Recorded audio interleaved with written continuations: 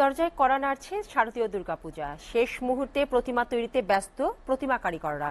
ঢাকার ধামরাইয়ে বকুলতলা, যাদবপুর, জয়পুরা সহ বিভিন্ন এলাকায় তৈরি হচ্ছে ছোট বড় দুর্গা প্রতিমা। চলছে রং তুলির ছোঁয়া। ধামরাইয়ে এবার 196টি মণ্ডপে পূজার প্রস্তুতি নেওয়া হয়েছে। দুর্গোৎসব ঘিরে নিরাপত্তায় মাঠে থাকবে সেনাবাহিনী, পুলিশ, ফায়ার সার্ভিস, আনসার সদস্য সহ আইন শৃঙ্খলা বাহিনীর বিভিন্ন সংস্থা। সাভার থেকে সাদ্দাম হোসেনের প্রতিবেদন।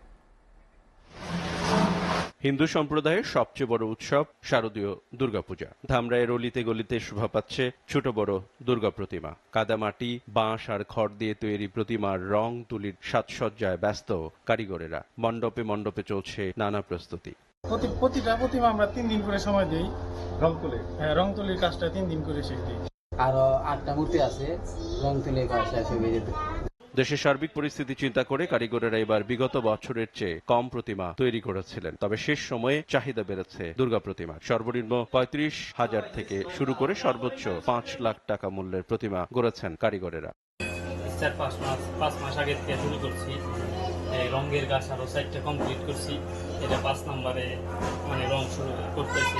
আমরা প্রথমত করছি গাজীপুর, সাভার, মানিকগঞ্জ আর ধামরাই আছে 3টা। এখন আমাদের প্রতিমার মধ্যে 3 দিন করে সময় লাগে। 2 অক্টোবর মহালয়ার মধ্য দিয়ে সূচনা হয় দেবী পক্ষের। 7 অক্টোবর মহাষষ্ঠীর মধ্য দিয়ে শুরু হবে দুর্গাপূজা। 13 অক্টোবর বিজয়া দশমীর মধ্য দিয়ে শেষ হবে দুর্গোৎসব। প্রতিবারের মতো এবারও সুন্দর ও স্বাচ্ছন্দ্যে ধামরাইয়ে দুর্গাপূজা উদযাপিত হবে বলে আশা প্রকাশ করে ঢাকা জেলা পূজা উদযাপন পরিষদ। কোনোরকম বিঘ্ন না ঘটে আমরাও মনে করি এবার আমরা অন্যবারের চেয়ে আনন্দঘন পরিবেশে, উৎসবমুখর পরিবেশে আমাদের শারদীয় পূজা আমরা পার্বণ অনুষ্ঠিত করতে।